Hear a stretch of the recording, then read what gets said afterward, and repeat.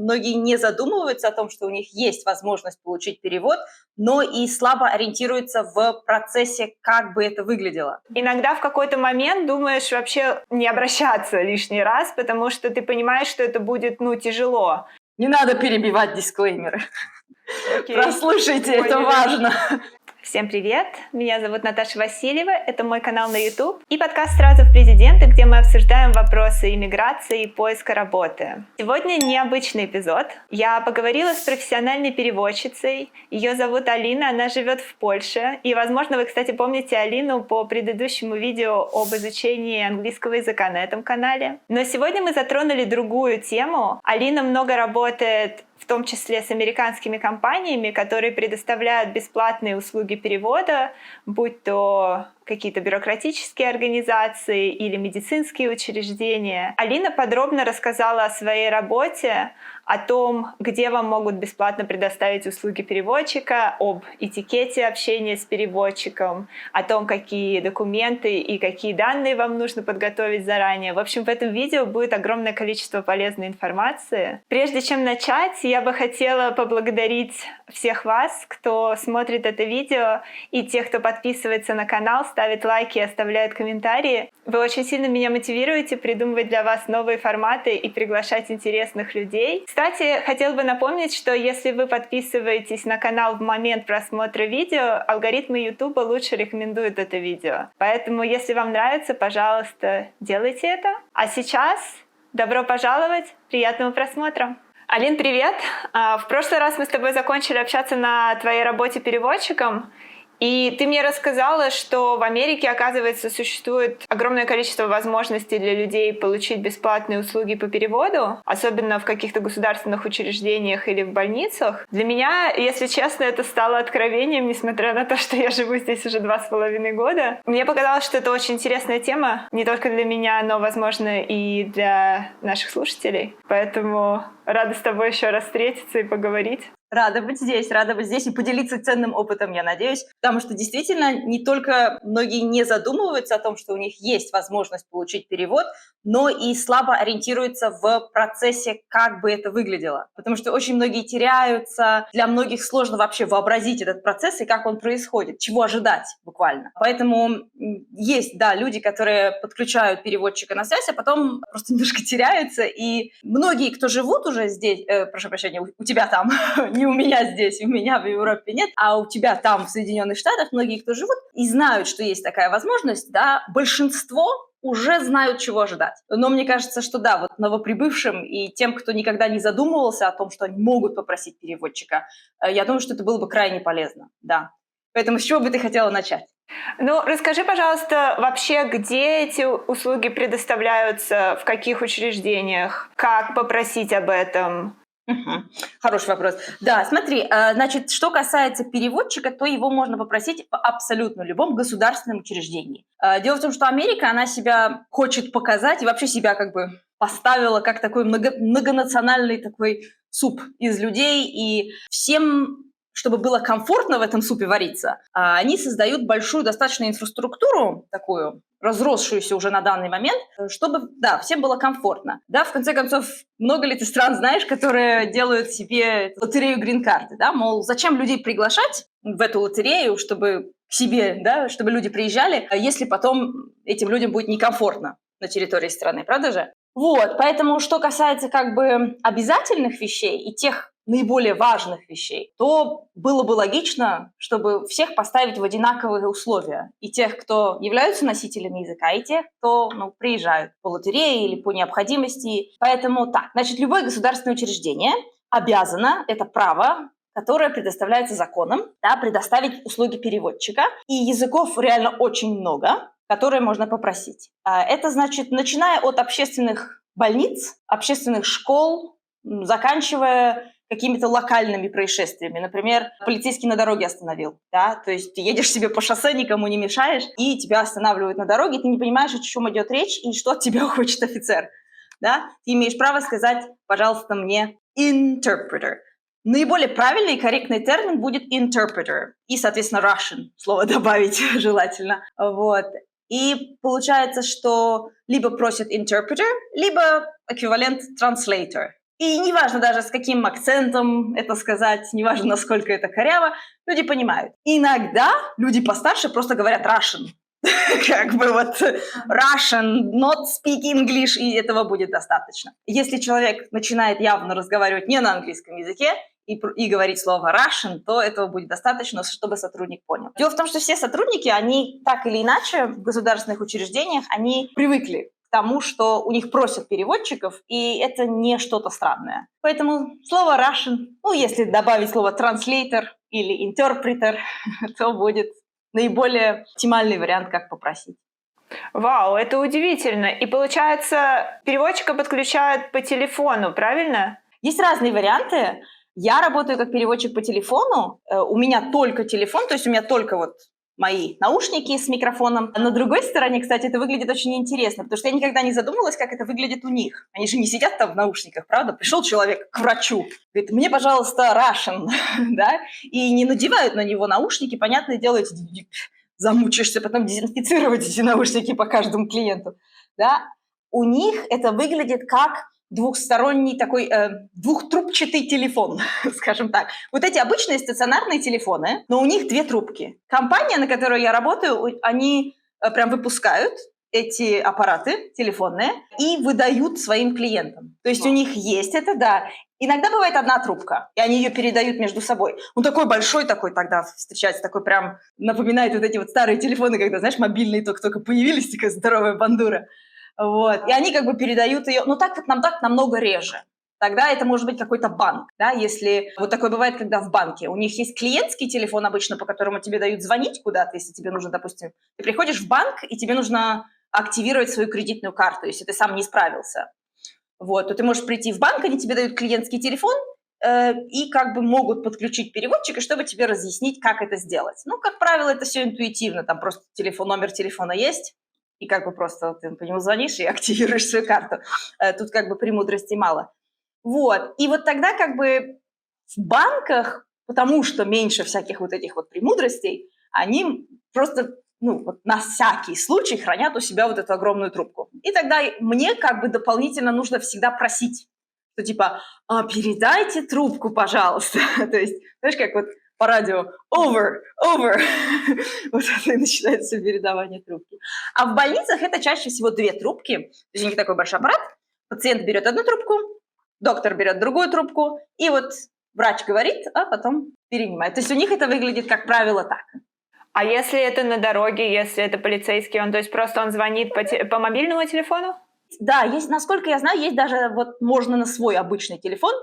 Как бы так меньше делают, потому что, понимаешь, да, рабочий все-таки телефон должен быть у человека, особенно для таких каких-то официальных вещей. Да, я думаю, что и можно у себя просто приложение на телефоне установить. У меня такое приложение есть на телефоне, на рабочем, конечно же, вот, где я бы подключаюсь просто к этой системе, да, и, это мы с тобой еще обсудим, как это с моей стороны выглядит, да, у меня есть приложение на телефоне, и у них там тоже, я думаю, что есть приложение на телефоне, они просто входят в систему и там между собой просят переводчика тоже. И вот подключаемся. И сколько времени примерно ждать? Потому что я тут сказала как раз про это Юре, своему мужу. Он тоже был очень удивлен этим фактом, что, допустим, у полицейского ты можешь попросить услуги перевода. И он думал, что это, скорее всего, займет очень много времени, что ты встрянешь там конкретно несколько часов ожидания в таком случае. Нет, не несколько часов. Нет, я думаю, что несколько часов никто не ждет. Переводчиков много. Я думаю, что именно по этой причине еще вот эти топовые компании, которые предоставляют услуги перевода на государственном уровне, они, как, собственно, я из Польши работаю, да, они наняли агентство местное, польское, потому что у польского агентства есть возможность ближе как бы вот ко всем этим другим языкам, да, румынский, литовский, латышский, да, вот эти все языки, они как бы вот в этом кармашке. Да, вместо того, чтобы звать к себе людей в Америку, они просто берут и аутсорсинг делают, да, вот этой как бы обязанности, чтобы не с местными законами особо не париться, и плюс людей больше, которые могут предоставить вот эти более редкие языки. Поэтому нет, достаточно переводчиков. Единственное, что я могу сказать, что в пиковые часы, когда везде пиковые часы, особенно государственные учреждения, мы все знаем, как выглядят пиковые часы, это километровые очереди, как бы, у нас тоже есть у переводчиков пиковые часы. И получается, что просто нужно, я не думаю, что уж прям так много, 20-30 минут максимум. Вот в эти пиковые часы. Лучше звонить и просить переводчика в утреннее время. И, разумеется, я уверена, я не знаю 100%, как это работает, но я практически уверена, что у служб, которые предоставляют срочные услуги, типа 911, а мы получаем звонки из 911 в том числе, и полицейские, это все как бы у них приоритет. Вот про 911, кстати, интересно. То есть, получается, я звоню в 911, и если я не могу разговаривать на языке, я тоже им сразу говорю Russian translator, Russian interpreter. На троих получается связь, да? Они подключают переводчика, и мы разговариваем все вместе. Да. И это получается как трехсторонняя связь, да? То есть это конференц-звонок. То есть 3 человека. И тогда, да, получается, что меня, как переводчика, можно вообразить себе как вот трубку такую связывающую, я не знаю, только не трубку вот эту, а вот трубу такую. То есть я пропускаю информацию в одну сторону, да, и в другую. То есть я услышала что-то буквально одним ухом, да, и как бы ее выдаю на другом языке. Потом в другое ухо услышала, и вот как бы вот так. То есть, да, это удлиняет разговор, безусловно. То есть все, получается, нужно проговорить 2 раза, да. Твой разговор удлиняется в 2 раза. При этом это твое право, ты имеешь на это право изъясняться на своем родном языке, и тебя никто не заставляет на твоем, не знаю, ломаном английском или на английском, в котором ты не чувствуешь какой-то уверенности, правда, изъясняться и мучиться, и себя мучить, и сотрудника. Нет, слушай, это очень полезная информация, потому что я помню, допустим, себя иммигранткой не в Америке, в Америку я уже приехала с довольно хорошим английским, а вот, допустим, в Литву мы приехали вообще без языка, и знаешь, вот иногда в какой-то момент думаешь вообще не обращаться лишний раз, потому что ты понимаешь, что это будет, тяжело. Особенно, даже когда ты начинаешь говорить уже на языке, ты понимаешь, что ты можешь что-то себе, пару фраз запишешь и можешь их сказать, потом ты не понимаешь, что тебе ответили, или тебе зададут какой-то вопрос, на который ты не знаешь слова и так далее, и все это вот приводит к этим неловким ситуациям.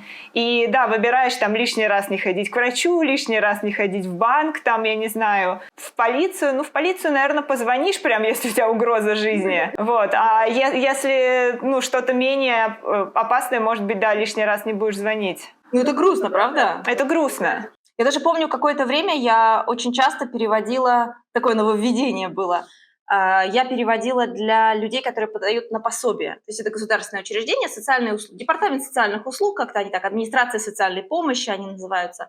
И много людей достаточно подавалось на пособие и на денежные выплаты какие-то. Достаточно большая, кстати говоря, программа в Америке есть на выплаты дополнительные на продукты питания. Программа называется SNAP, если что. SNAP. Это вот люди с низким доходом или приезжие в определенном статусе, то есть они могут запросить себе пособие на дополнительные выплаты на продукты питания. SNAP – это Supplemental Nutrition Program, то есть это дополнительного этого питания, которое как бы людям нужно, чтобы не только хлебом, понимаешь, и кашей питались, а вот именно с точки зрения nutrition, то есть нужных элементов для жизни человека. Да, много людей подавались. И там прям был кусок информации, который повторялся настолько часто, что я себе его даже записала, перевела так официально, потому что это часто такое бывает. Кстати говоря, это то, к чему нужно подготовиться, тоже с американскими учреждениями. Есть то, что называется либо disclaimer, либо statement. Как правило, это disclaimer называется. И такие disclaimer, они являются обязательными. То есть ты можешь как бы пропустить их мимо ушей, это не особо важно, но с точки зрения организации это юридически обязательно тебе предоставить. Поэтому я особенно как бы реагирую не очень хорошо, когда люди начинают перебивать эти самые дисклеймеры, потому что у меня нет возможности это не перевести. То есть я не могу сказать, что, можете слушать, а можете нет. Нет. Сотрудник, особенно в банках. Да, то есть это некая важная информация, которую компания обязана предоставить клиенту, и поэтому, да, если даже тебя клиент перебивает в момент, когда ты рассказываешь этот дисклеймер, ты обязана его договорить, да? Да, а мне-то, как правило, сложно, потому что это все юридические документы, то есть это слова, которые были выбраны специально, чтобы они были именно такие, какими должны быть, то есть должна быть определенная четкость и точность в том, что я говорю. Если меня начинают перебивать, то меня начинают, во-первых, я же не могу в каждое слово, я делаю какие-то записи всегда, чтобы максимально по тексту изъясняться, да, вот как мне сказали, Я сделала заметки, чтобы практически точно так же, практически слово в слово передать это на другом языке. И я не могу каждое слово этого дисклеймера, понимаешь, записать. У меня нет на это времени, особенно если сотрудники начинают тараторить. Вот. И получается так, что меня начинают перебивать, я начинаю терять мысль. А если я теряюсь, то надо начинать сначала. Короче, не надо перебивать дисклеймеры. Прослушайте, это важно. Может быть важно, но, по крайней мере, от этого не убежишь. Так вот, когда, собственно, видишь, как всегда, ушла мысль, с этими дисклеймерами прям был кусок такой про недискриминацию. И там было: позвольте, я вам зачитаю ваше право на недискриминацию.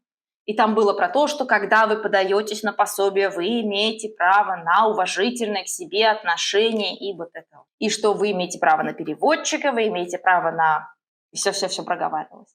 Поэтому жалко, да, что вот не все страны такую возможность дают, но вот Штаты, я думаю, что, как я выразилась до этого, свой суп должны помешивать с должным уважением и с должной внимательностью, иначе он убежит, как молоко парное. Не, ну это правда. У этой страны просто очень жестокая история, связанная с расизмом и с дискриминацией всякой разной. В какой-то момент началось движение против этого всего, и этому движению уже там много десятков лет, и поэтому законодательство выстроено. То есть ты, допустим, живя здесь, я вижу везде эти упоминания о недискриминации, там, в том числе при приеме на работу, во многих государственных учреждениях и прочее. Да, Америка, take it serious. Это правда. И это не может не радовать.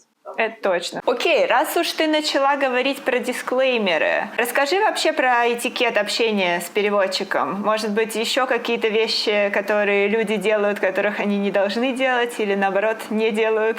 Важно понимать, как идет процесс, да? Мы с тобой я вкратце упомянула, да, что это конференц-связь на 3 стороны. Возьмем разговор, допустим, в медицинском учреждении. Получается, говорит врач что-то, да, вы пришли на прием к врачу. Говорит что-то врач в свою трубочку, я это слушаю, нужно дождаться, пока я прослушаю. Иногда бывает задержка связи. Пожалуйста, надо просто на это нормально реагировать. То есть это не обязательно, что я там зависла и думаю, или другой переводчик завис и думает. Да, хотя иногда говорят сложные вещи, да, например, говорят какой-нибудь диагноз. И мне нужно, да, если я с этим не знакома, если это что-то не такое прям общепринятое, общеизвестное точнее, то мне, допустим, нужно посмотреть. Да, какой-нибудь там специальный какой-то местный сколиоз или артрит, или я же без медицинского образования, но обязана как бы такие вещи переводить. Поэтому важно дождаться, пока переводчик начнет говорить, и очень тоже было бы приятно, если не перебивали бы. Поэтому, да, желательно бы дать переводчику все-таки договорить, потому что есть такие люди, которые начинают мкать и акать во время того, как я говорю. То есть они им кажется, что они уже все поняли, и они не дают тебе договорить поэтому, да? Честно? Нет. Это просто вот этот вот момент, когда да, я понимаю, да, логично, да, я так и сделаю, да. Я не слушаю в этот момент, да, у меня есть определенный кусок информации, который мне нужно передать. Поэтому вот это вот, да, это, с другом, с товарищем. Если есть какой-то личный, да, у вас момент там общения с врачом, то можно врачу как бы, да, покивать. Да, понимаю. Мне в трубку как бы вот эти вещи мне только мешают. Поэтому дослушать полностью кусок информации, который мне нужно предоставить, и потом уже начинать говорить свое. Вот. Опять, я слушаю вас внимательно, что вы говорите, потом я перевожу это врачу, врач тоже слушает. Врачи, бывает, перебивают, да, не часто до конца дослушивают информацию, но это связано с тем, что у них как бы либо ограничено время, хотя всегда, когда переводчика приглашают на линию, всегда стараются дополнительное время это зарезервировать заранее. Да? То есть, если там у врача стандартный прием, допустим, какие-нибудь там 20 минут, хотя редко считают. Вот в Великобритании, потому что это еще одна англоговорящая страна, до которой я перевожу иногда, вот в Великобритании там четко. Там настолько вот дефицит врачей и персонала, в общем, медицинского, что там прям очень четко. И вот эти вот 20 минут, если врач не укладывается, то для него это проблема. Слушай, подожди, вот это интересный момент. То есть, получается, если я хочу, допустим, записаться к врачу, я хочу услуги переводчика, мне нужно об этом заранее желательно сказать, чтобы выделили больше времени, правильно? Да, и спросят. Ничего страшного, как бы спросят. Потому что... Подожди, спросят в момент записи или спросят в момент, когда человек уже пришел к врачу? Как правило, спрашивают во время записи. Я точно не знаю, вот этот первичный прием как выглядит. Я только точно могу сказать, что во время уже существующего приема, если тебе назначают последующий прием и говорят, вам потребуется, да, переводчик в следующий раз? Да, потребуется. Потому что иногда люди приходят со своими переводчиками. Бывает же такое, что в семье тоже есть кто-то, кто может помогать. И если, допустим, это какие-то такие личные вещи или там, врачи уже всегда приходят иногда по таким проблемам, которые не очень хочется озвучить. Хотя мы абсолютно предельно спокойно к таким вещам относятся. Слушай, я, кстати, вот сейчас вспомнила, что действительно, допустим, я когда записываюсь в банк, вот к врачу не помню, но когда я записываюсь в банк, там один из вопросов — это на каком языке я хочу разговаривать. Да. Вот предпочитаемый вами язык, то есть устный язык, да? Preferred oral language обычно это как-то. То есть на каком языке вы предпочитаете общаться, вот. И да, и спрашивают, ведь человеку же видно, да, если человек не изъясняется, да, сейчас спросят в регистратуре. Когда ты приходишь в первоначальный прием вот этот назначать, высока вероятность, что если ты не демонстрируешь высокий уровень своего знания языкового, то тебя спросят, какой у вас будет первичный язык или какой язык общения вы предпочитаете. И потом дальше спросят, либо хотели бы вы забронировать переводчика, или хотели бы вы прийти со своим переводчиком. Очень часто, кстати говоря, медицинские конкретно учреждения, у них свои штатные переводчики, которые приходят лично. То есть они присутствуют лично. Не через телефон, а вот лично человек приходит и с человеком, через прям живого человека вы общаетесь. Кстати, тоже есть услуги видеопереводчиков. Ты работаешь с видео? Только с аудио. Это отдельно, это какое-то другое приложение. Я даже не проходила обучение в этой сфере. То есть я честно, не ориентируюсь. Я просто видела, опять-таки, в рамках своего личного просто исследования этого вопроса, я увидела, что есть еще видеопереводчики, да, и тогда у нас просто должен быть, у переводчика, да, не у нас, да, у переводчика должен быть спокойный фон, либо белый, либо там синий, либо не знаю, и ты в рубашечке такой сидишь. Вот.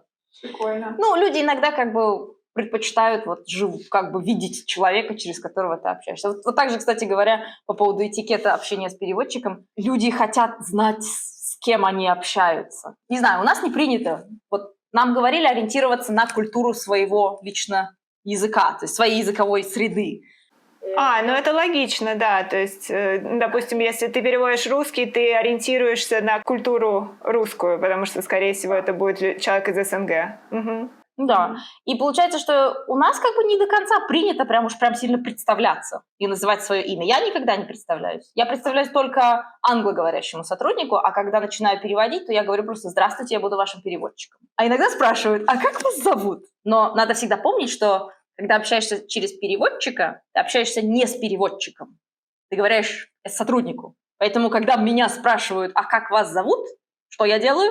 Я перевожу «А как вас зовут?» на английский сотруднику, который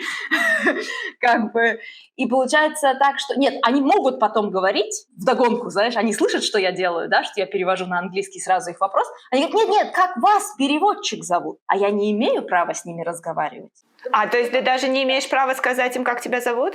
Нет, я имею право сказать, как меня зовут, но я не имею права вступать с ними в разговор, в диалог. Тут надо логично просто посмотреть на ситуацию, да.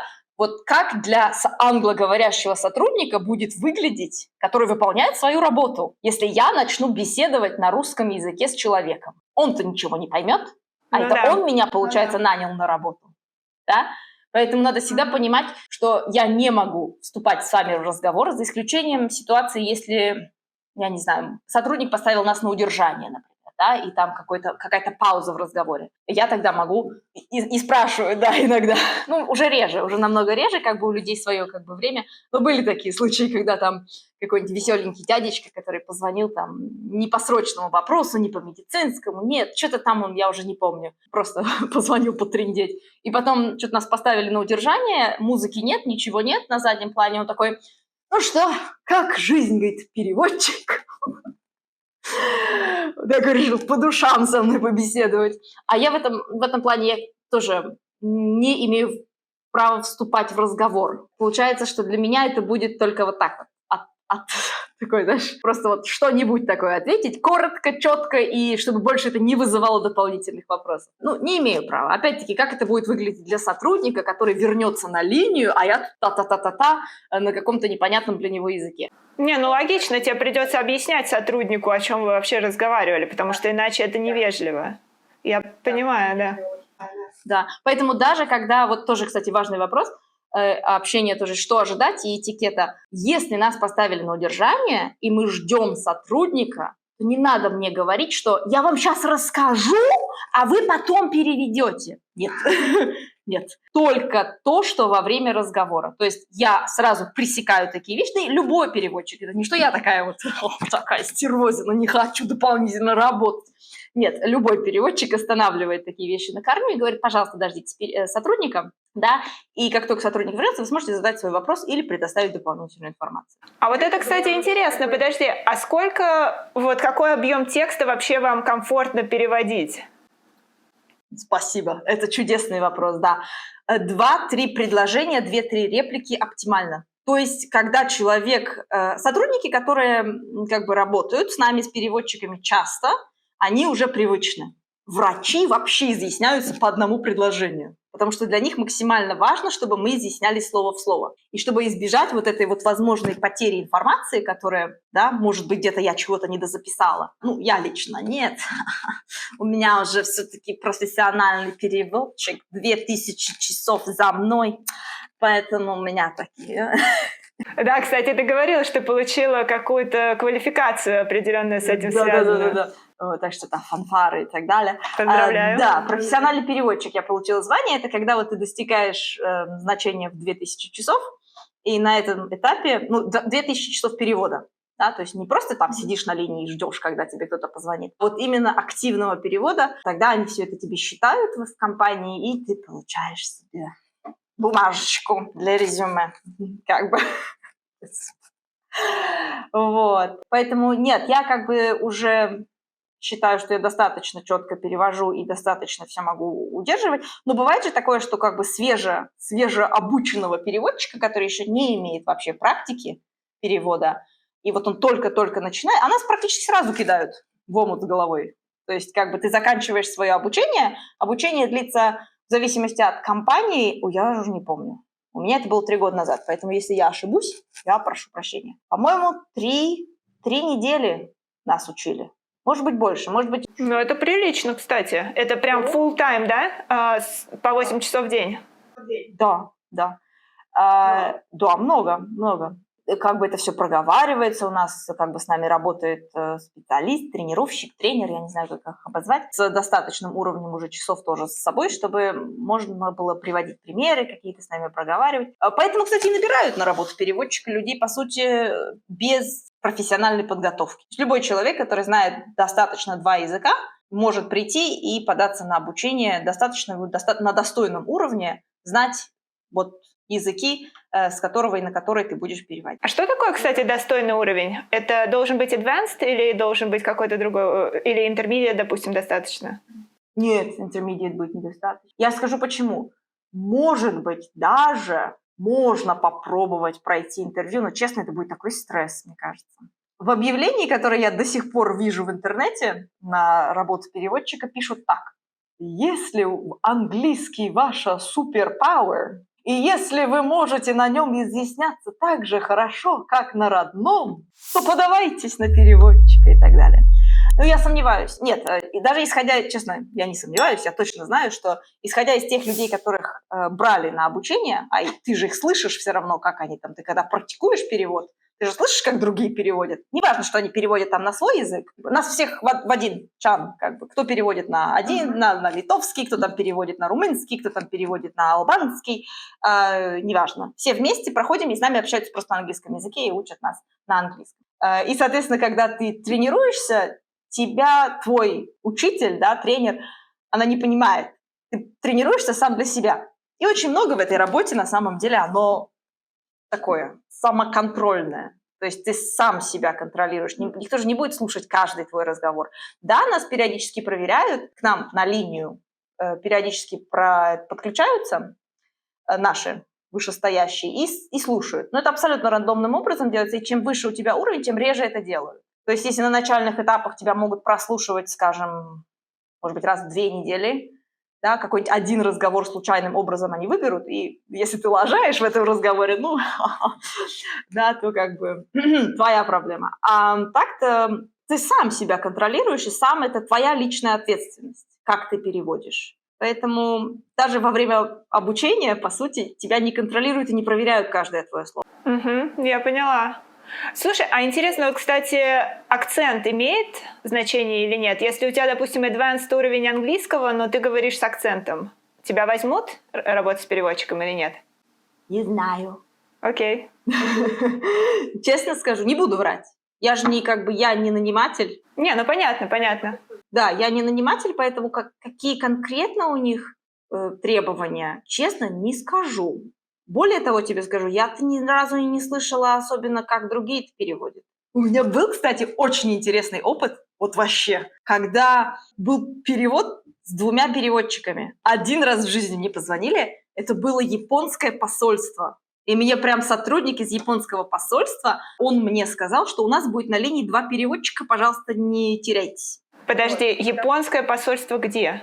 Ой, почему сказала японское посольство? Господи, прости, пожалуйста, да. Конечно, это государственное учреждение, там что-то по визам, что-то обсуждали, но это был какой-то может, консул, я не знаю, консульский отдел. Короче, государственное учреждение в Японии, и там был японец. И вот этот сотрудник, который меня подключал, он говорил на английском языке. А тот, который ему надо было переводить, как ответственное лицо там сидело, он говорил только на японском. Поэтому был японско-английский переводчик и английско-русский переводчик. И получается так. Все, я поняла. С японского на русский нужно было переводить, и вы переводили через английский язык. Окей. Вау. Да, это был очень интересный опыт. И знаешь, мне так было тоже в этот момент было приятно и тоже слушать даже не то, что японский язык, а вот именно как общается переводчик, да, японско-английский. Ну, так смешно, она так слушала, и сотрудника, когда я слушаю сотрудника, или там доктора, или кого там, полицейского, я не перебиваю ни в коем случае. Они выдают мне всю информацию, и только если они мне говорят слишком много, больше установленных 2-3 предложений или фраз, ну, там иногда им даем поблажки, 4-5, но русскоговорящим нет. Русскоговорящим 2-3 достаточно. Вот. И я не перебиваю ни в коем случае, я стараюсь никого не перебивать, ни русскоговорящих, ни англоговорящих. Только если слишком много, тогда я прошу, пожалуйста, остановиться, и тогда я просто говорю установленную уже фразу, которую я 100-500 тысяч раз произносила уже. Пожалуйста, да, я буду вам очень признательна, если ваши реплики будут немного короче. Да, я сейчас переведу то, что вы до этого сказали, а потом вы можете продолжить. И вот так. И а вот с японским переводчиком она через каждые практически 2 слова она говорила слово «хай». То есть он что-то там говорит тебе по-японски. Я не понимаю японский язык, не знаю, хотела одно время выучить. Но это было не в моих картах. Так вот, и она через каждые 2 слова она говорила «хай», «хай», «хай». Я думаю, вот интересно, это же работа, да? Через каждые 2 слова говорить «хай», «хай», «хай», «хай», а потом только уже переводить. Вот. Ну, это один раз такой опыт у меня был. Крайне интересно. Слушай, здорово, да. А я помню, что мы еще с тобой разговаривали, и ты сказала такую фразу, что даже если вы знаете язык на каком-то среднем уровне, допустим, все равно в некоторых случаях имеет смысл взять переводчика, правильно? Вот объясни немножко, почему. В медицинских учреждениях, мне кажется, это крайне полезно, опять-таки в интересах точности. В банковских учреждениях, опять, в интересах точности. Кстати говоря, федеральные и местные и суды штата тоже обязаны предоставлять переводчика. В суде, понятное дело, даже если ты знаешь английский язык, простите, суды и всякие такие официальные заседания, мне кажется, в любом случае надо общаться на своем языке, хотя бы для того, чтобы не брать на себя эту ответственность. А вдруг, не дай бог, что-то недопонял. Или как-то понял не так, как надо. Или все равно. Или сказал, выразился неправильно. Опять, ты снимаешь с себя ответственность. Перетаскиваешь ее на переводчика, наша работа в этом заключается. Мы принимаем такую ответственность на себя. Поэтому, с одной стороны, лучше в какие-то моменты, даже если знаешь и ориентируешься в языке, снять с себя эту ответственность и перенести ее на человека, который обязан как бы в рамках своей должности нести эту ответственность. Медицинские диагнозы тоже особенно серьезные, если, не дай бог, что-то серьезное случилось, то, опять-таки, лучше, чтобы перевели четко. Правда? Не, я согласна, конечно. Ты можешь что-то недопонять, и потом это повлечет за собой то, что, не знаю, там тебя неправильно лечили, или какую-то уголовную ответственность. Или, наоборот, даже в другую сторону, да, то есть русскоговорящий человек, он хочет передать четко свой диагноз, который ему поставили, чтобы врач местный знал, чего и как. Потому что медицинскую историю спрашивают в любом случае. Да? От нее ты никуда не убежишь. Поэтому если какие-то сомнения, если вдруг, не дай бог, что... Я помню, у меня один раз была какая-то серповидно-клеточная анемия. Ну, ё-моё, как бы. А если ты, не дай бог, это еще неправильно произнесешь со своим акцентом? Да ну нафиг! Попросить переводчика и все. Это как бы одна причина, да, то есть снять с себя ответственность для того, чтобы в каких-то вещах придерживаться максимальной точности. Мне кажется, это очень важно, архиважно. Так еще можно для развлечения, как бы, для углубления собственных навыков английского языка. Бывает же такое, что ты вроде бы и знаешь, как это сказать, но не до конца, да, вроде бы и как бы и ориентируешься, но почему бы не послушать, как это переведет профессионал? То есть ты буквально в живом общении тебе сразу же сходу говорят то, что ты хочешь сказать. Нужно чему-то научиться. Не, я согласна. Плюс еще это дает время подумать человеку, потому что я с этим сталкивалась, когда я ездила в китайские командировки. Чаще всего переводчика там не было. То есть мы приезжаем на какой-то завод и общаемся с ними, там задаем вопросы по поводу их, не знаю, уровня производства, по поводу того, там, сколько им дают производить с точки зрения норм по защите окружающей среды и прочие такие вещи. Чаще всего общаешься без переводчика, и я как бы всегда, допустим, я ездила, я думала, окей, я говорю на языке, я могу общаться без переводчика. Но бывают ситуации, когда там есть переводчик на заводе, и тогда они предоставляют переводчика. И вот первый раз, когда я попала вот на такую встречу с переводчиком, я поняла, насколько удобнее это. В плане того, что у меня в 2 раза больше времени подумать, переварить информацию. Даже если я поняла, что они сказали по-китайски, пока переводчик переводит на английский, я могу сформулировать свои дальнейшие вопросы, я могу сама, допустим, поискать какое-то слово, которое я не знаю, и так далее. Да, время подышать, которое вполне себе даже... это, кстати, надо учитывать, и это в обратную сторону, да, работает, потому что через переводчика разговор удлиняется ровно в 2 раза.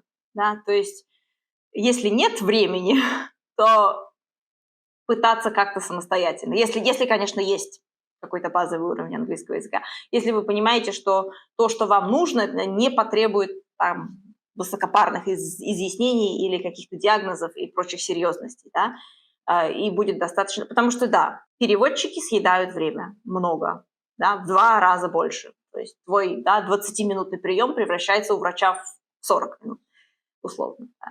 Окей. Может быть, у тебя есть еще что ты хотела рассказать? Или, может, какие-нибудь забавные случаи, которыми ты можешь поделиться, естественно? Переводчик, конечно же, повязан условиями конфиденциальности. То, что проговаривается через переводчика, ни в коем случае никуда не передается.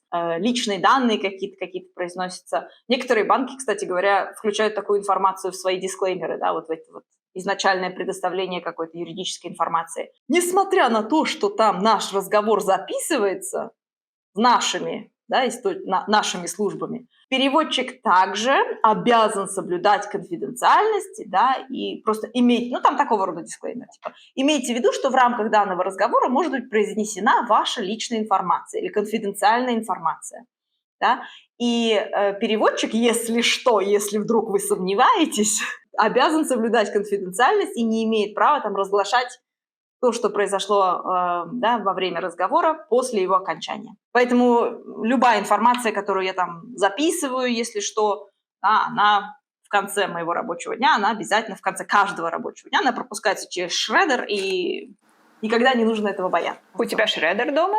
Да, мне работа передала шредер. У меня от работы, получается, наушники, рабочий телефон, шредер. Больше мне ничего не надо для работы. Бумагу, зараза, не передают. Жлобики. Бумаги, кстати, много идет честно. Вот особенно вот эти вот занятые вот эти пиковые часы. Я много записываю. Я вот в интересах точности записываю много. Получается, когда человек говорит, ты за ним записываешь и потом по своим записям переводишь, да? Да. Когда переводчик высокий, допустим, уровень, или ему так удобно, то я видела, часто есть как бы вот знаки, там, какими-то знаками. У меня в основном это сокращение, или чаще всего мне удобнее всего, как в моей работе, ориентироваться на слова. То есть я записываю ключевые слова, как мне кажется, да, а потом я уже могу воссоздать целое предложение по одному слову, потому что я как бы особо недолго же держишь информацию у себя в голове. Ее прослушал, записал ключевое слово, потом по этому слову ориентируешься и воссоздаешь предложение.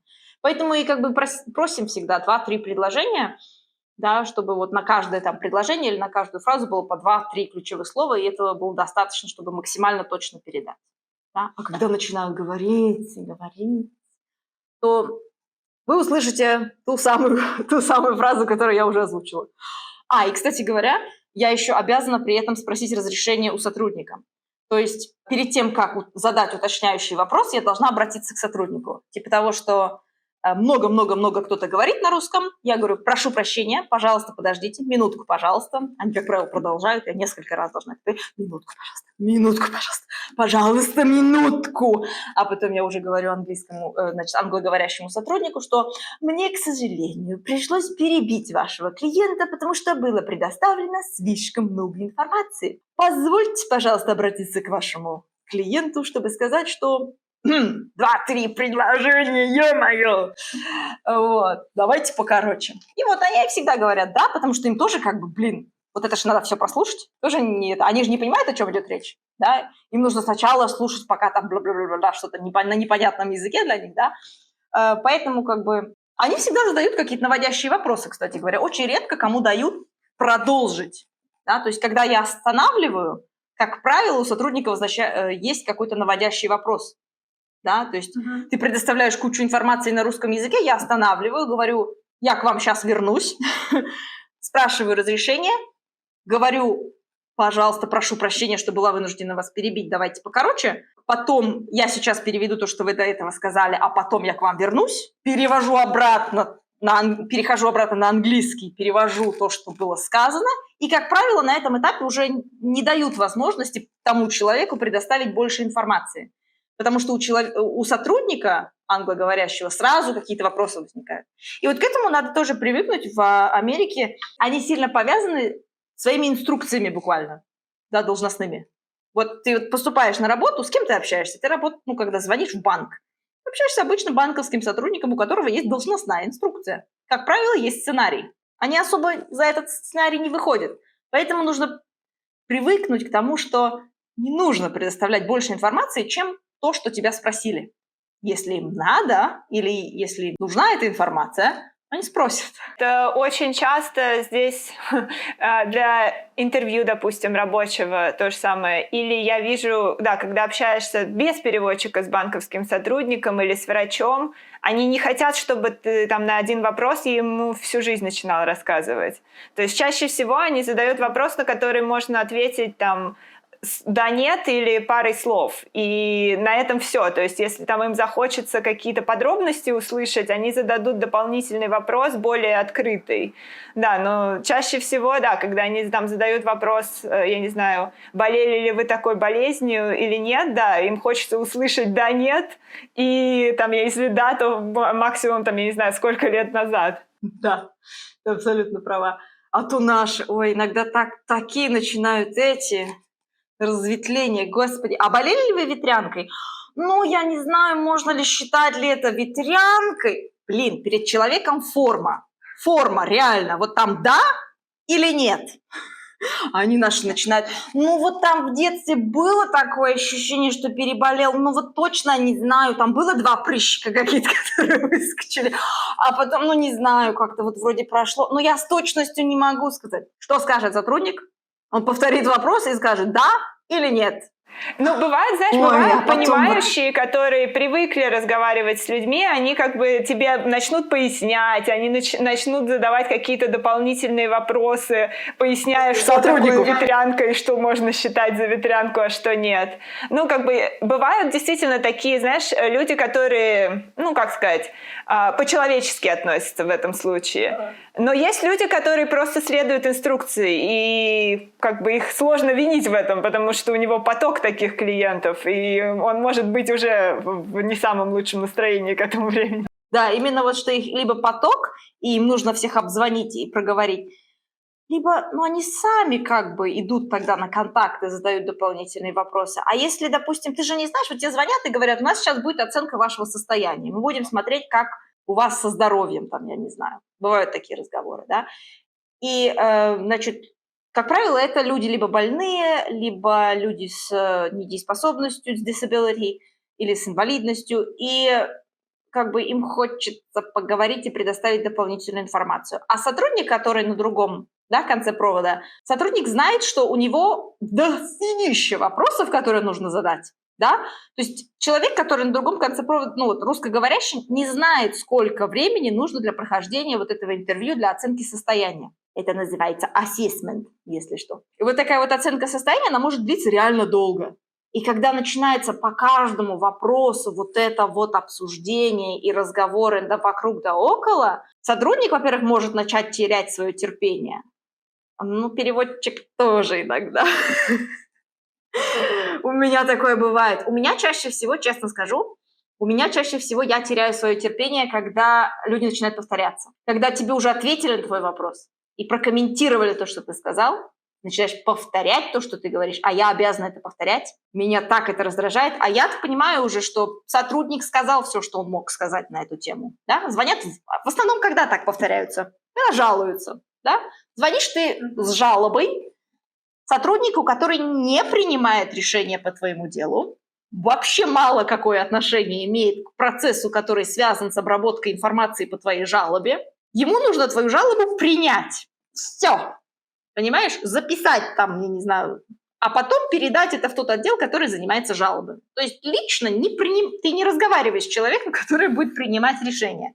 И ты начинаешь давить ему на жалость, я не знаю, дополнительные какие-то жизненные факты предоставлять. Тебе уже сказали все, что могли сказать вот на этом уровне. Если ты хочешь предоставить дополнительную информацию, попроси супервайзера, попроси, я не знаю, менеджера вышестоящего, если ты не согласен, если тебе нужно подать апелляцию и еще что-нибудь.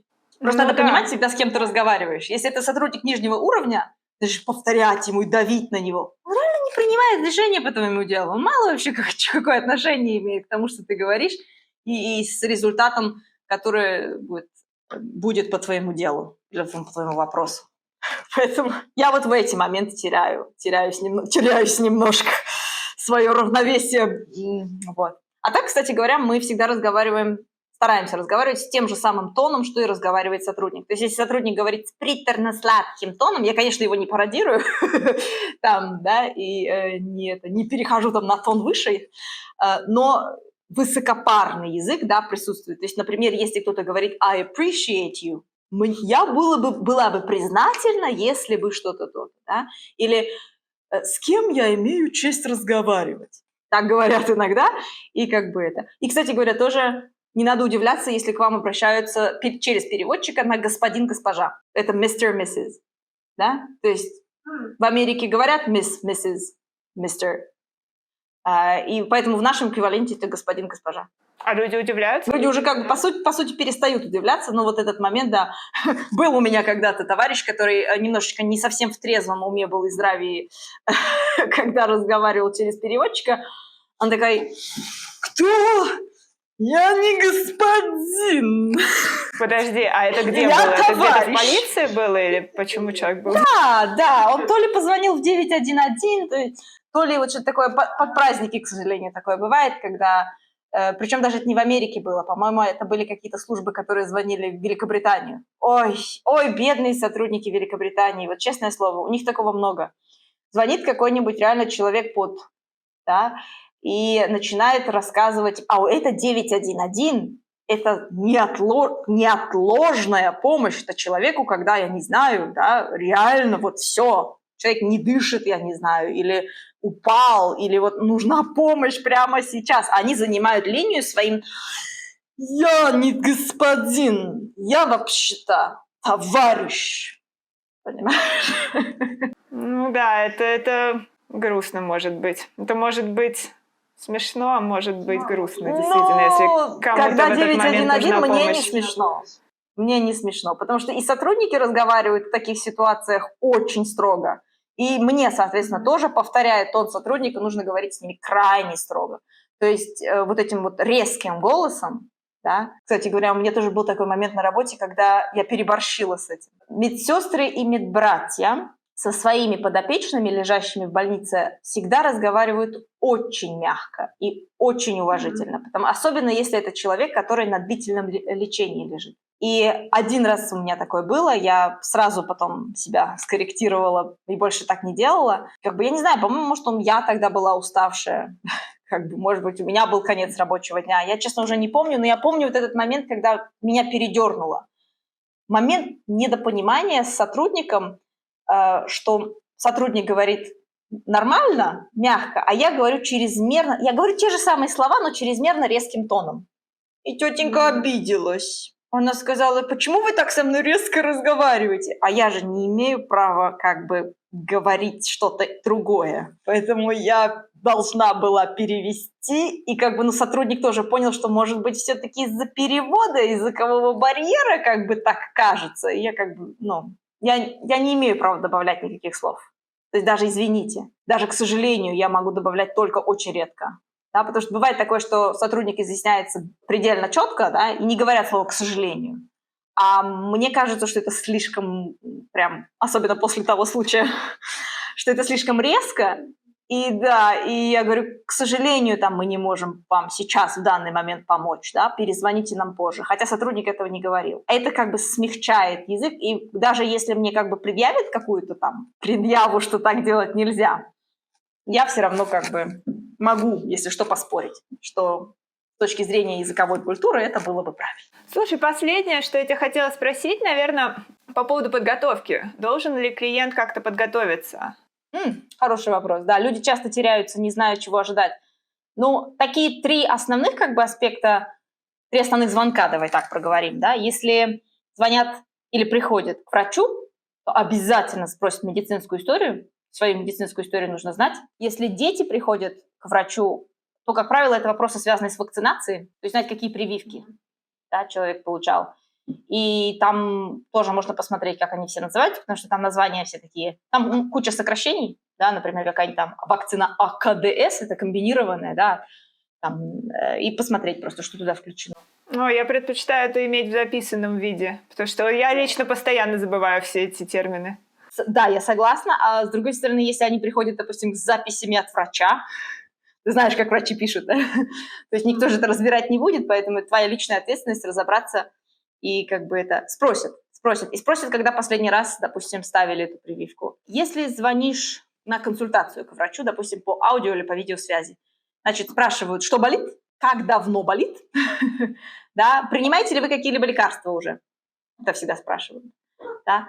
То есть, кроме своих списка заболеваний, еще спрашивают, какие лекарства вы принимаете. То есть это тоже такая полезная вещь. Посмотреть, какие лекарства, как они называются, в какой дозировке обязательно. Дозировку тоже спрашивают. Это раз. Если звонят не медицинское учреждение, а, допустим, какие-нибудь социальные услуги или департаменты с социальными какими-то вопросами занимающимися, там спрашивают, с какой целью звоните. Нужно подготовиться иногда заранее, сформулировать, а зачем ты звонишь? Я звоню с целью пройти интервью. Я звоню с целью подать заявление. Я звоню с целью подать жалобу или подать апелляцию, или предоставить дополнительную информацию, актуальную по своему делу. То есть сформулируйте, пожалуйста, зачем вы звоните. Это иногда полезно. Иногда люди тоже теряются. И подготовить информацию, которая касается твоего дела. Если есть открытое дело, то это номер дела. Или номер подтверждения. Люди часто получают подтверждение И, самое важное, свою личную информацию. Значит, самое большое количество проблем, которые я испытываю абсолютно, да, и это относится и к банку, и вот к социальным услугам, и какие-то другие департаменты официальные, там, транспортных средств, например. Они звонят по поводу, я не знаю, своего водительского удостоверения или что-нибудь, штраф оплатить. Их просят абсолютно всегда, как пишется имя и фамилия. Самое полезное, что можно сделать, это абсолютно всем знать, как произносится по буквам. И не надо спрашивать переводчика русскими буквами или английскими буквами диктовать. Разумеется, английскими, да, потому что, я могу затранскрибировать, но если там какое-нибудь, понимаешь, во-первых, сложно произносимое имя, не дай бог, да, какое-нибудь специфическое, а если оно еще и затранскрибировалось как-то не общепринятым каким-то методом, да, иногда Юлия, допустим, пишется через, J, иногда Юлия пишется через Y, иногда пишется через 2 буквы I, иногда пишется через одну. Это как бы, если имя предполагает какие-то специфические вещи, то, пожалуйста, подготовьтесь и посмотрите, какими буквами пишется ваше имя и фамилия обязательно. Когда просят имя, кстати говоря, не все переводчики переводят этот момент, спрашивают имя. Если имя, это значит имя и фамилия, да, или имя полностью иногда говорят. Пожалуйста, назовите ваше имя полностью. Что это значит? Значит, имя и фамилия. Ну да, в английском это получается first and last name, и если name, это предполагается и first and last name. Да. Поэтому если вам переводчик дословно переводит то, что сказал сотрудник full name, это значит имя и фамилия. Вот. И поэтому если вы продиктовали только имя, следующий сотрудника вопрос, а фамилия? Поэтому это то, что важно ожидать. Всегда, если имя, то и какими буквами это пишется. Значит, ничего страшного, если вы не знаете какие-то вот эти буквы, которые, допустим, I буковка. Скажите палочку с точечкой сверху. Да? Ничего страшного. Я тоже к этому привыкла. Когда я проверяю, а я обязана потом иногда чаще всего проверить то, что вы продиктовали, надиктовали, если там что-то неправильно поняла, то я говорю, там, J как хвостик от зонтика, там, ручка от зонтика, вот, или как русскими буквами, перехожу на русские буквы, да, то есть это И как русская буква Е, да, или это Ю как русская буква И, да, вот как бы такие вещи. То есть если человек начинает там путаться, ничего страшного, как бы я потом перепроверю, но хотя бы я буду знать, что там вот приблизительно то, что нужно уточнить, да, что это там Y как русская буква У. И еще тоже как бы можно обратить внимание на то, что не все звуки четко слышатся по телефону. То есть те глухие и звонкие, да, D и T, B и T, да, лучше уточнить. То есть это D как в слове доктор или T как в слове Тамара, Татьяна, я не знаю. То есть если как бы есть такая возможность, то лучше проговорить еще вместе с теми звуками, которые соответствуют, да, каким-то вот, да, потому что я буду сотруднику передавать именно так. Есть общепринятый алфавит звуковой, и то есть я буду говорить так, тоже можно как бы иметь это в виду сразу, что вы услышите ваше имя в формате, что это D как в слове дельта, T как в слове танго, A как в слове альфа, B как в слове браво, да, и вот в таком виде это передается сотруднику. Поэтому имеет смысл тоже как бы в русском языке, если вы будете диктовать, то также мне предоставить информацию в таком же формате, да, то есть если это что-то, что сложно услышать, да, и опять-таки я это всегда перепроверяю. И именно в таком формате. Ну и последнее, наверное, это что? Значит, департамент социальных услуг, это, значит, эти департаменты государственные мы обсудили, медицинская информация, и часто еще звонят из, допустим, банка, да.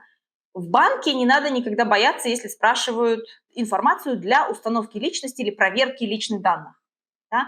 Потому что банковский сотрудник, он обязан установить личность и проверить, с кем он разговаривает, перед тем, как как-то помогать. А наши часто звонят и говорят: ой, здравствуйте, так сложно до вас дозвониться, божечки. Ладно, давайте я вам объясню. Значит, у меня вот такая проблема, я, говорит, не могу ни вот это сделать, ни вот это сделать, ни вот это сделать, да? А сотрудник такой: номер, пожалуйста, вашей карты. Или продиктуйте, пожалуйста, ваше имя. Или позвольте, я вам сначала представлюсь. Потому что иногда и сотруднику не дают представиться, сразу такие: сейчас вот вам, у меня такое дело срочное. А понимаешь, они не имеют права. Они должны проверить эту информацию. Поэтому если банк, то карты при себе иметь. Да, номер счета, как правило, не спрашивают. Как правило, это номер дебетовой карты, номер кредитной карты. Очень часто, кстати говоря, банки работают именно отдельно. Отдельный департамент занимается дебетовыми картами, а другой департамент занимается кредитными картами. Поэтому тоже надо как бы не пугаться, если, ну, вы там, не знаю, нажали не на ту кнопочку в голосовом меню, да, и буквально перевело не туда, куда надо. И вам говорят: ой, простите, я вот с этим вопросом там не работаю, да, я вас сейчас переведу к сотруднику, который вам поможет.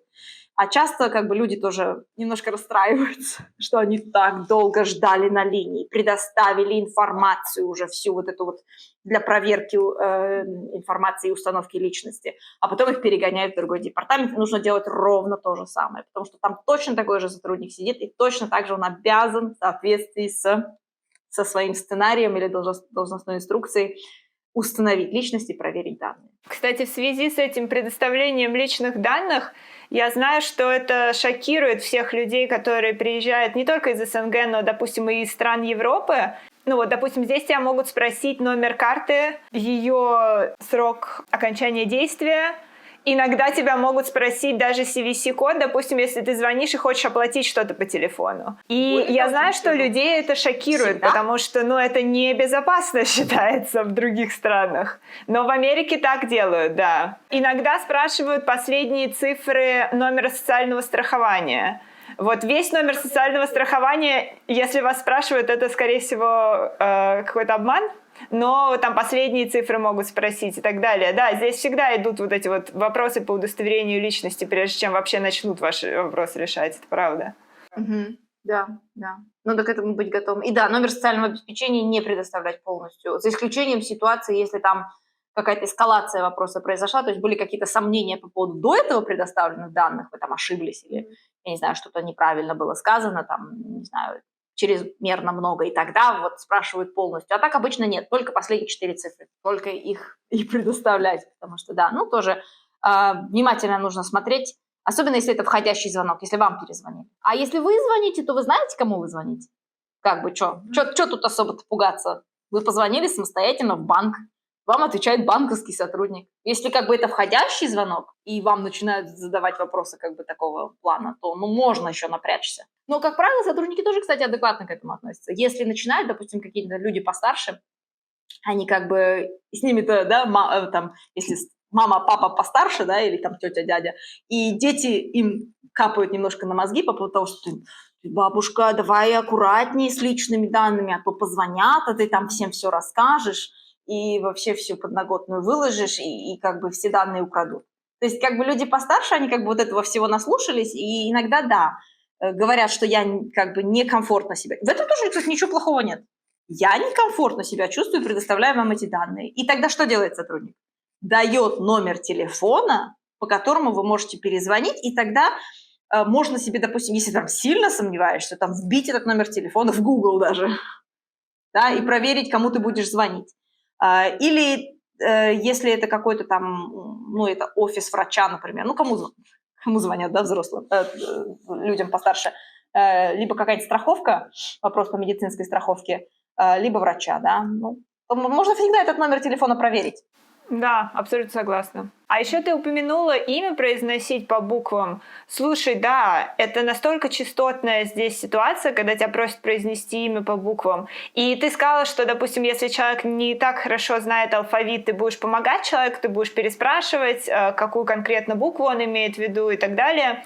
Но, если честно, настолько часто здесь спрашивают вот то, что называется spelling, и не всегда будет переводчик, что мне кажется, что это такой базовый навык в Америке, это уметь произнести свое имя английскими буквами, то есть все-таки выучить алфавит, выучить, как правильно произносятся эти буквы, потому что, да, на самом деле, вот ты говоришь, ты можешь типа теоретически транскрибировать имя человека, но настолько много разных вариантов транскрипции, ну, особенно вот с языков СНГ, когда у нас разные алфавиты. Я знаю, что эти правила еще и меняются постоянно. У меня в одном паспорте одним образом была написана фамилия, в другом паспорте по-другому.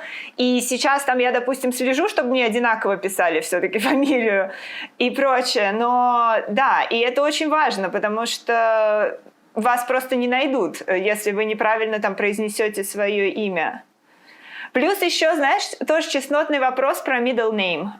Допустим, вот наши экспаты когда их спрашивают middle name, они думают, там, должны ли они произносить туда отчество.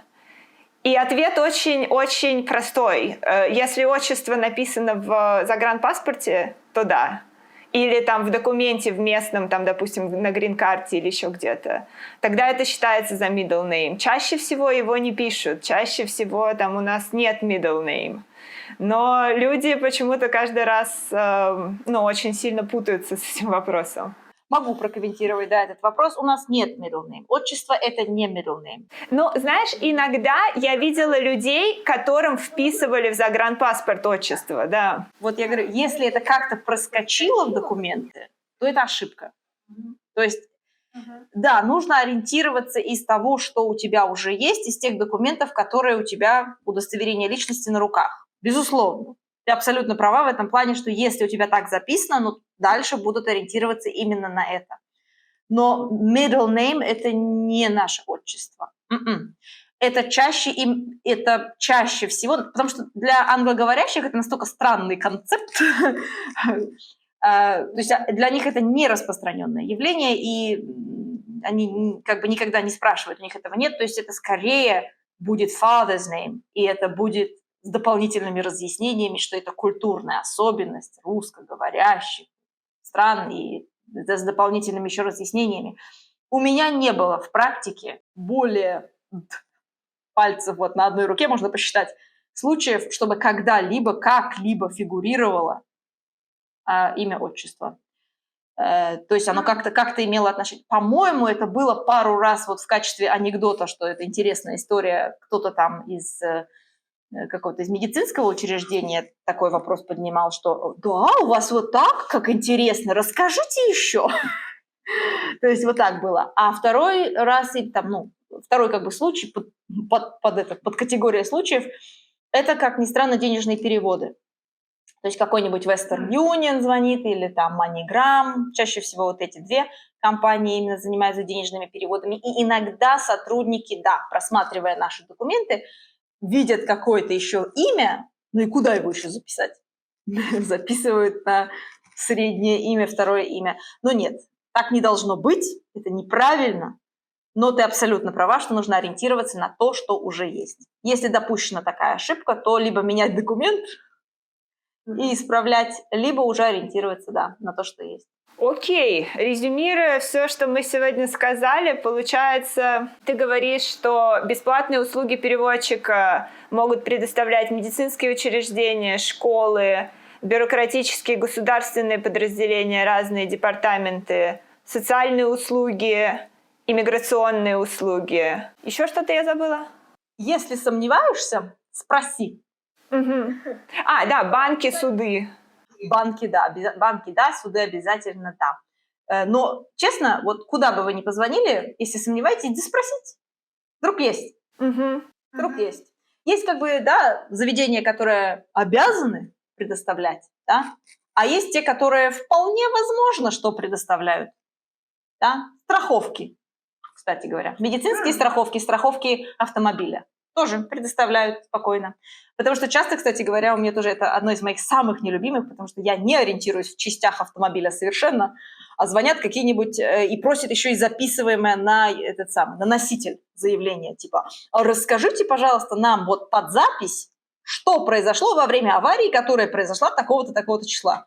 Ёшкин-кошкин. А когда начинают еще про ущерб разговаривать, то есть это заднее крыло автомобиля, да, думаешь, блин, ну, это как бы я уже выучила, да, а вот какие-нибудь, у меня нет водительского удостоверения, я даже не особо как бы, а вот когда начинаются эти, правила дорожного движения, а когда начинаются там, я там включил поворотник с целью там перейти в другой ряд, там перестроиться, ё-моё, когда вот эта дрянь начинается, я честно, я тебе скажу, теряюсь, поэтому предельно в таких вот вещах я стараюсь вот просто изъясняться, да, а то, что там я перестраивался, и меня там в заднее левое в этот момент там ударили, там понятное дело, что будут какие слова, типа вмятина, что там, да, поцарапкана, там что-то поцарапана, да, царапина, там сколото что-то, это как бы несложно переводить, да. А вот когда начинаются правила дорожного движения, честно тебе скажу, вот я ехал с такой улицы по такую-то улицу, да, и вот пытался перестроиться, встал на светофоре, о, божечки, честно, я очень не люблю эти звонки, к сожалению, они часто возникают. Так что, да, любое, как бы, то, что вот записывают на носитель, если вам говорят, что этот звонок может быть записан, просить переводчик сразу. Не надо вам, чтобы брать на себя ответственность, что вас еще сейчас запишут, а вы что-нибудь там не то скажете, или, не дай бог, как-то не так выразитесь. Надо, это надо. Зачем такие приключения? Поэтому если вы слышите слово recorded, да, что этот звонок may be recorded или will be recorded, да, recorded это записывать. И если иногда такое бывает, что сотрудник говорит, что может быть звонок быть recorded, просить сразу переводчика и умывать от этого, так сказать, свои руки. И пусть переводчик берет на себя ответственность за вот эти все. Спасибо большое, что поделилась. Может быть, что-то еще, что ты хотела, чтобы люди точно запомнили из этого разговора? Давай так. Да, исходя из того, что я сказала, значит, с точки зрения общения с переводчиком, общаться с переводчиком бесполезно, только с сотрудником. Да? То есть вы игнорируете присутствие переводчика и общаетесь как будто бы с сотрудником. То есть разговаривать с переводчиком не надо. Разговаривать максимально четкими, хорошо сформулированными фразами, коротко, стараясь отвечать исключительно на вопрос сотрудника. Помните о том, что если ему требуется дополнительная информация, он обязательно ее предоставит. Высока вероятность, что если эта информация не требуется, он просто пропустит это мимо ушей, а вы потратили зря время, сотрясая воздух. Поэтому, значит, говорить четко и по делу. Потом, если вы знаете, что спросил сотрудник, вот 100%, тогда можно перебить переводчика словами «я понял» или «поняла». Да? «Я понял», «я поняла» и отвечайте на вопрос. Но, бога ради, если вы не уверены, пожалуйста, не делайте. Потому что иногда тоже сотрудник спросил одно, а вы предоставляете другую информацию. Это удлиняет разговор ненужным образом. И я все равно перевожу. И я все равно говорю «нет», спросили другое. И как бы тоже можно избежать этого. Зачем? Достаточно сказать, если вы понимаете, что дальше вас спрашивают ваше имя, вы говорите «я понял», да, или «поняла», и все. И я тогда понимаю, что мне не нужно переводить, и все. Не надо переводить переводчика, если предоставляется какая-то информация или если это обязательная информация для прослушивания, которая, да, или это если какой-то важный процесс во время разговора. Перебивание здесь абсолютно ничего не добьешься. Пожалуйста, прослушайте эту информацию и дождитесь мгновения, когда можно говорить. Потому что большинство сотрудников работает по инструкции, и они не имеют права отходить от этого. Поверьте, они дорожат своим рабочим местом и как бы рисковать ради вас, звонящего, не будут. Если что-то непонятно, уточняйте. Не нужно прослушивать информацию, которую вы не поняли, и соглашаться в любом случае, особенно если это юридическая информация. Если непонятно, уточните, если вы хотите понять. Если это как бы, не кажется вам сильно важным, хрен бы с ним. А вот если это важная информация, то уточните. И не удивляться, если переводчик будет уточнять. Да?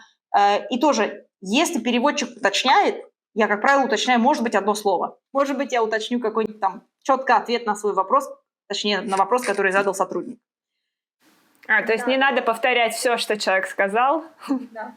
Не надо повторять, не надо разъяснять дополнительно, не нужно предоставлять дополнительную информацию. Не надо. Я уточняю, как правило, одно слово.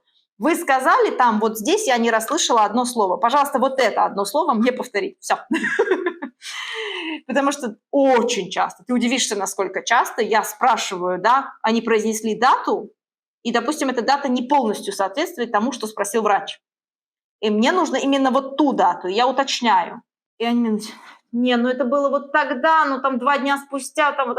Не надо. Я останавливаю людей, сразу пресекаю, как бы это. Вас четко спросили, и я спросила предельно четко. Не надо. Значит, и подготовить информацию, нужную для звонка. В зависимости от того, с какой целью вы звоните сотруднику и куда вы звоните, подготовить ту информацию, которая имеет отношение к звонку. Супер. Я думаю, что это самое важное. Спасибо тебе огромное за уделенное время. Очень полезно. Была рада пообщаться. О, я тоже. Спасибо, Наташа, что приглашаешь. Я была рада поделиться. Я правда думаю, что информация может быть полезна. И, конечно, если есть какие-то дополнительные вопросы ко мне, как переводчику, то в комментарии можно задавать. Я тоже как бы поучаствую. Либо Наташа передаст, либо я там тоже почитаю, какие вопросы еще поднимаются, и с удовольствием дополнительно проконсультирую. Договорились? Да. Спасибо большое. На этом на сегодня все. Спасибо большое за внимание. Надеюсь, что вы нашли что-то для себя полезное и интересное в нашем разговоре с Алиной сегодня. Если у вас остались вопросы, пожалуйста, пишите их в комментариях. Мы с удовольствием с вами пообщаемся и на них ответим. А если будет много вопросов, мы снимем новое видео. Если у вас есть какие-то истории из жизни, нам тоже будет очень интересно их почитать и пообщаться с вами. Спасибо большое за просмотр, за то, что вы смотрите, ставите лайки и подписывайтесь на этот канал. До скорых встреч. Пока-пока.